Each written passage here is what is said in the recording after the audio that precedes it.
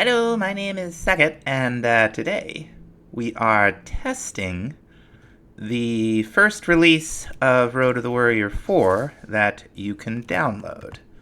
It is also the first version of it that I can download.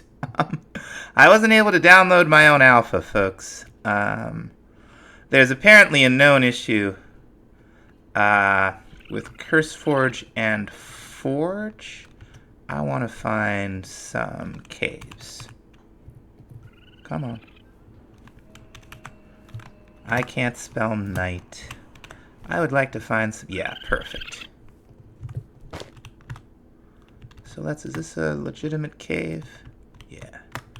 So, the solution for the issue is to have at least one version marked as release, so that's what we've done. Everything seems to work fine. What is this? I don't even know. I'm looking to make sure... Arcanamore, that's fine. I'm looking to make sure that the Orgen experiments that we did in episode 0 have successfully translated to, who are these guys? Oh, these are from Quark. I haven't seen these. These are beautiful. Everything seems fine. Everything seems fine. I'm not seeing like 3 kinds of silver, which is kind of the main thing I'm looking for. Aha! Very good. This works properly. Now, the reason I checked that, you may have seen some packs, I know I have, with Spice of Life Carrot Edition in them. And it's always the default. The way you get it to change is you change it in a config file in your save directory. And unless you're having everybody who downloads the pack play in your save, what you do is you copy that file, and this works for anything in the save config. You copy the file and you put it in the the default config folder in the main directory of the pack. That is how we got this to work properly. We got 30 hearts instead of, eat like 20 food, get 10 hearts 2 at a time. Which would be fine for vanilla, but not fine when we have this much food.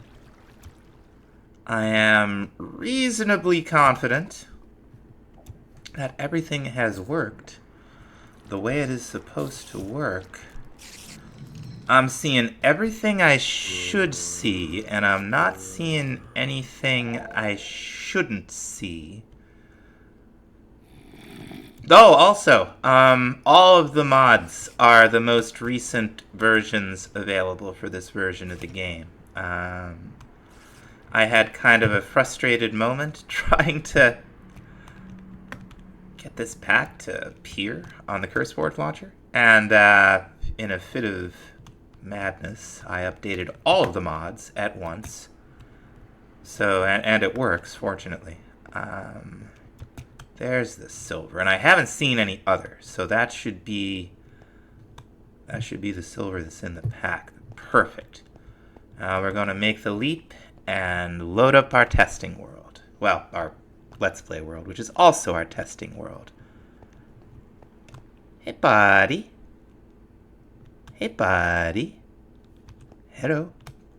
Hello. What you gonna do about it? Huh? What you gonna do? Okay, here we are. Everything seems to work. There's not anything missing that I've noticed.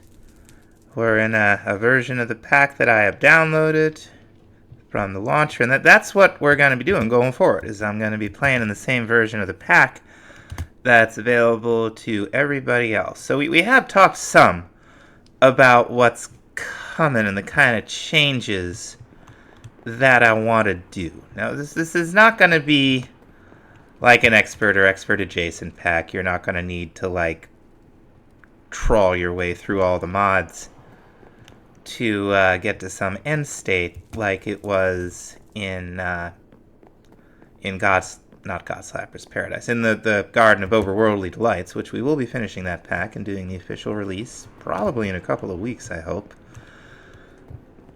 But we are going to be doing a lot of compatibility stuff, and I know I made a lot of jokes about the cheese in the pack, but this is where I think we're going to have to start. There are a couple things going on with cheese in this pack. Now, what I like are the cheese wheels from Vintage Delight. What we have to do is place 4 cheese curds into a what do you call it, to make a cheese wheel, or we could automate it with Create.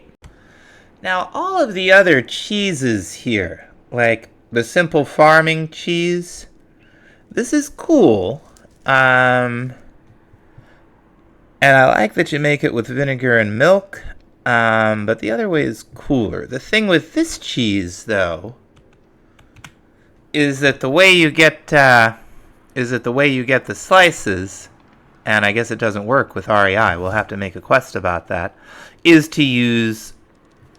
Wait, no, this is Simple Farming. What am I talking about? How do you get the cheese slices from Simple Farming? I actually don't know. Now, the cheese slices from Vintage Delight are perfect because we use the cutting board.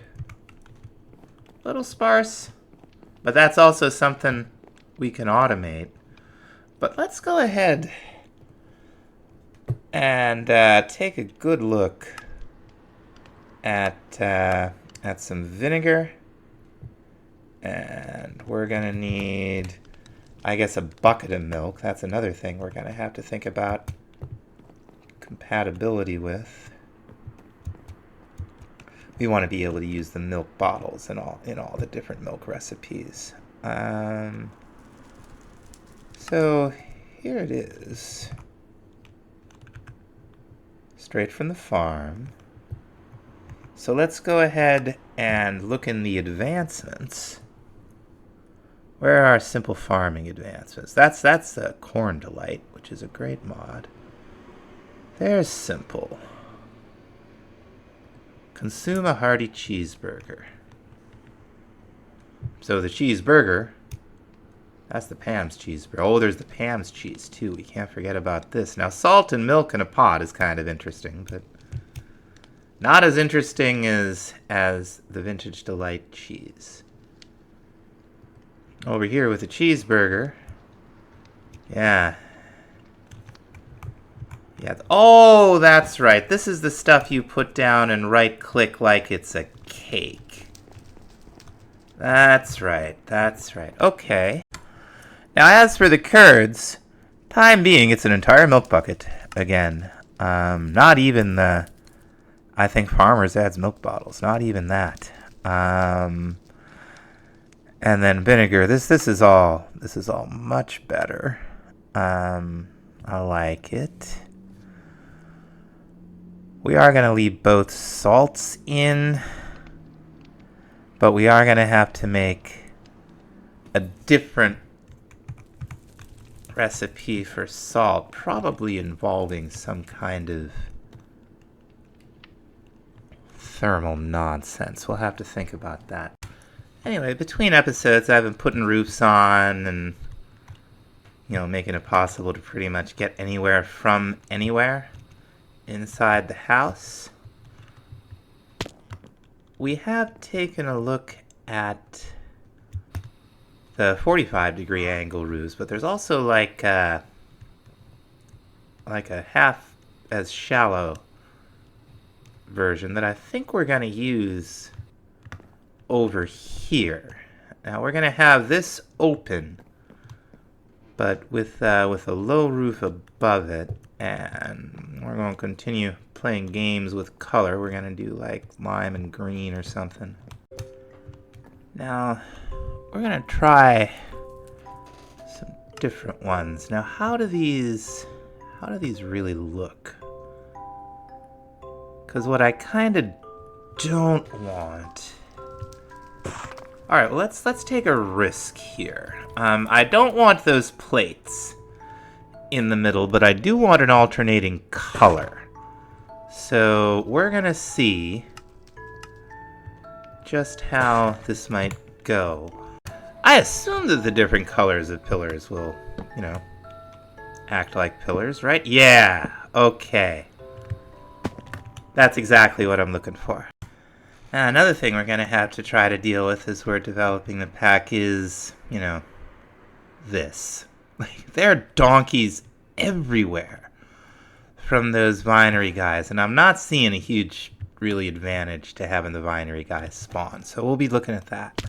Now, it's a few days later, as some of you have certainly seen, that the pack is out, which it is, and I have started to mess around with recipes. We've been messing around with cheese and vinegar. Once we get into cooking with that stuff, we shall see it. There's more to do.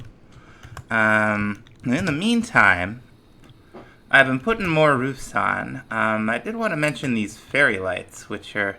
This is a fantastic mod. I think that's off and that's on. One thing about it is that it doesn't seem to work with roughly enough items, so you will have to either craft these manually, or it apparently has recipe book integration, which I wonder whether or not that's the source of the trouble. We got a lot of building to do, and to help us, I have switched our miner from the mine over here to this quarry. Now, much like the mine, the quarry is a big structure with a lot of empty space that our friend will mine out. And by switch, I do mean that, where is she? Here she is. Okay, she needs something. By switch, what I mean is I put the old miner into the library so that they can learn up. They have good stats, except for, like, you know, intelligence and the mental stats.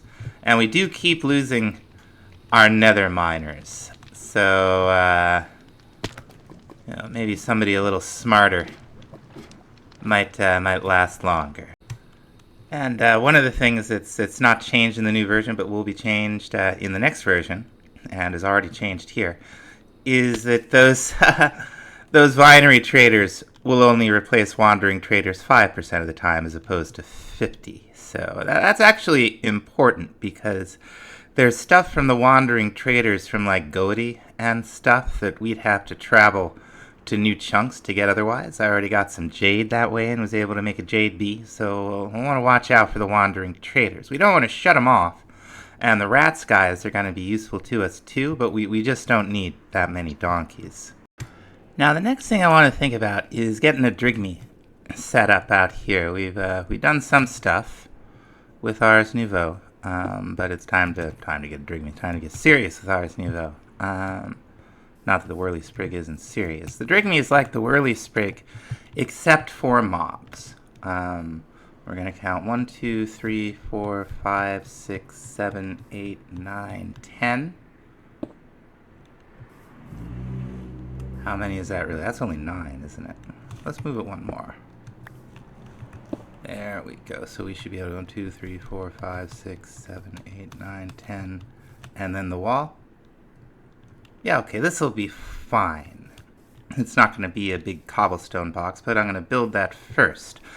There's 2 ways that the Drygmy can harvest resources from mobs. One of them is just to have the mobs in the world within this radius of the where the Drygmy hen is going to be, which this mossy cobble will turn into, in the same way that the flower over with the Whirly Sprig turned into that fancy flower. But it's got a range that's same as the Whirly Sprig. We can have mobs in the world, or we can also have mobs in something called a containment jar. We're going to be doing both, but we're going to start with some of the livestock that's just wandering around in here. So what we're actually going to build out here with this cobblestone defining the outer walls, everything within here the Drygmy should be able to harvest from. We're going to build a couple of buildings. We're going to put some fences in, a little aquarium. It's going to be nice. Although it is like right next to the megatorch, it is kind of dark out there. So I think we're gonna use some of these aluminum fixtures to light up. Now these are from Simply Light, and I really like them. We'll be using, the stuff from this mod that I use is pretty much this stuff. That's generally glowstone and stone. We'll be seeing more of it. Now one thing that's gonna help us catch some mobs, at least early on, are these monster balls from Cyclic. It looks like we do need some ice.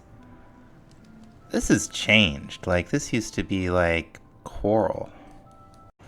Now we don't have any ice around, so we're gonna go ahead and make ourselves one of these small metal freezers. These are from Engineer's Decor. I really like this mod.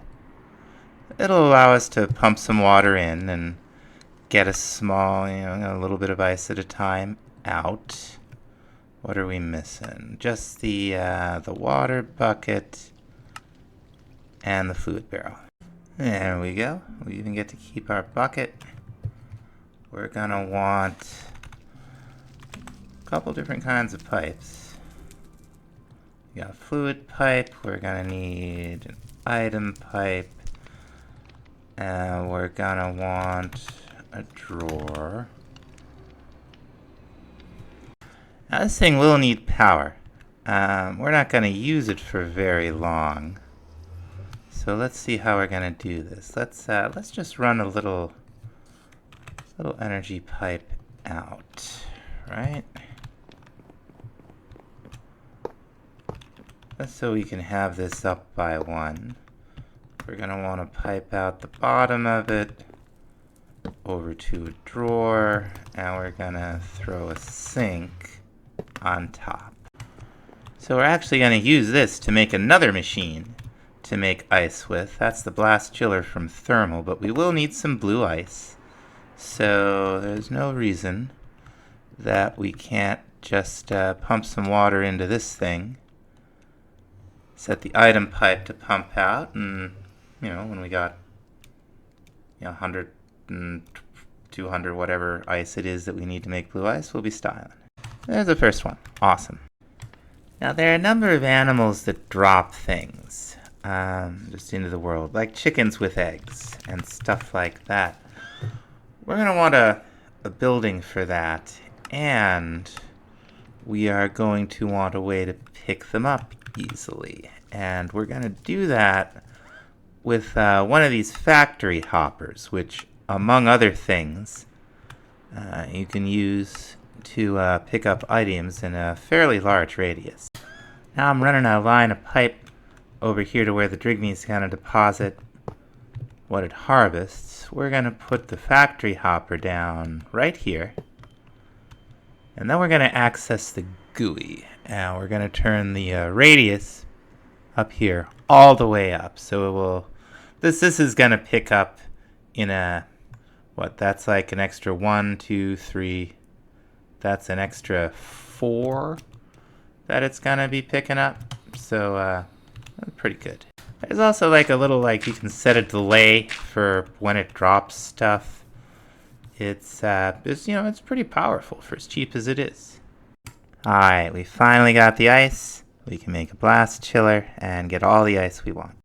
Now we can do quite a bit with the blast chiller and different molds. We can also make a okay, that's cool. That's good to know. We can do the create chocolate, ender pearls. But what we're interested in is ice. And we're just going to put it in here in the crafter. Get this thing all set up again. Ice. Okay. Monster balls at last. Alright, we're just going to gather up some different mobs. These monster balls can be a little bit glitchy. Sometimes they will teleport the mob like, into the ground. Excuse me. But they work pretty well. Oh, snap. There's a cockatrice down here.